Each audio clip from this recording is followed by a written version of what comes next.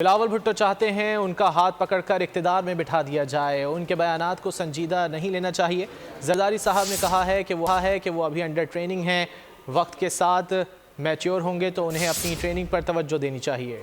بلاول بھٹو صاحب چاہتے ہیں کہ ان کا ہاتھ پکڑ کے کوئی انہیں اقتدار میں بٹھا دے۔ ان کے بیانات کو اس لیے سنجیدہ نہیں لینا چاہیے چونکہ ان کے خود والد محترم نے کہا ہے کہ ابھی وہ انڈر ٹریننگ ہے، تو وہ وقت کے ساتھ ساتھ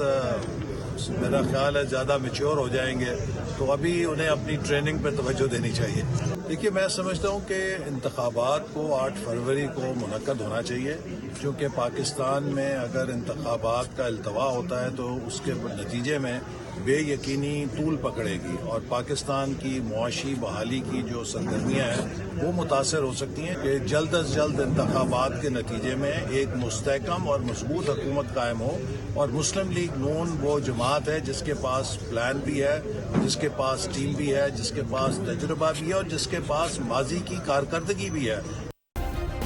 سبسکرائب کریں اور بیل دبائیں تاکہ کوئی خبر رہ نہ جائے۔